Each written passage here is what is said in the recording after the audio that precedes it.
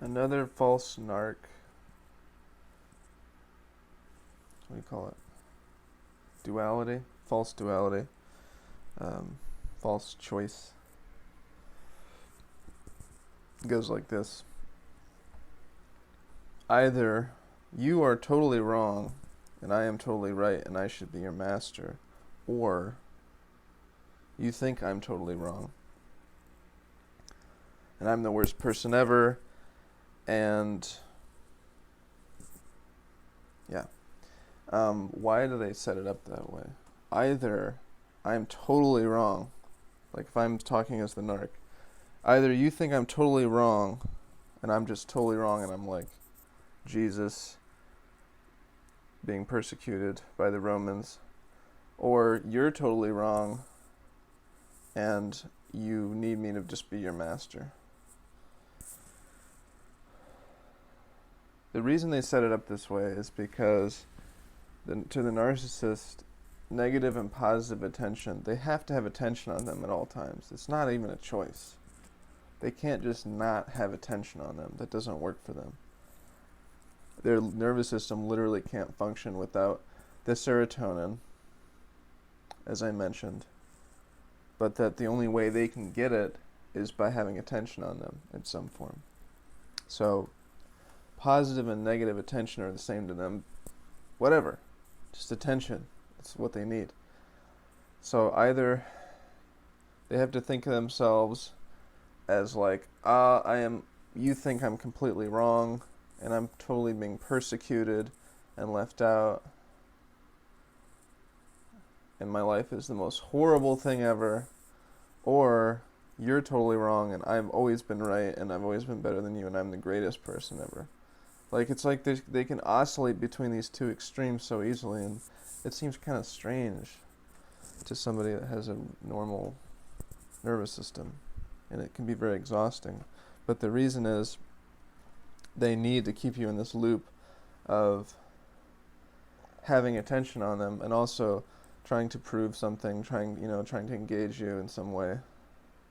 It can never just be like, oh, well, I think all human beings are at least partly right sometimes and partly wrong, and that's okay. It's okay.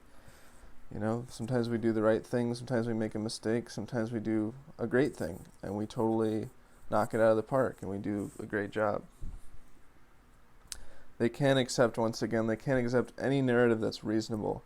It always has to be this way over the top, cinematic, unreasonable thing, or else they just get bored. They really get bored, and then they sort of have to deal with reality, normality, and they don't like that. They don't like normality. That they like idealization. They like romanticization. Even if it's negative. It doesn't matter, negative, positive.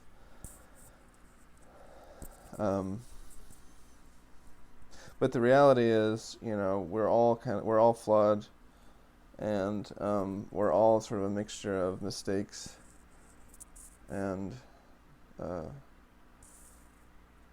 victories, or good choices and bad choices, and but it doesn't work for them. It just has to be all or nothing. It's really always an all or nothing proposition for the narc, because it just has to be intense and extreme, or else it doesn't, moderation and reasonableness just don't work for them. They have to constantly be in a state of intense emotional experience. And more importantly, they have to constantly have attention on them. So it either has to be negative or positive. They don't care. So it's either I did everything wrong and I'm the worst person ever. In your mind, of course, to myself, I'm always going to be the greatest. But in your mind, I know you think that I'm the worst person ever, or you actually are the worst person ever, and you need me to just be your master, and that makes me the greatest person ever. That's the only two versions of a relationship with you that they can deal with, and they'll take it either way. They don't really care. But the biggest thing is something's going on.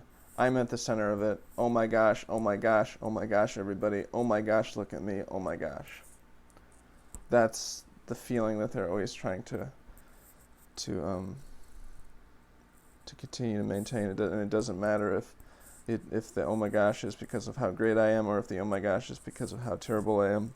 Just as long as there's an oh my gosh, and I'm at the center of it. Because they need that supply. Just to prove the validity of their existence, and they get that high off of it that they need.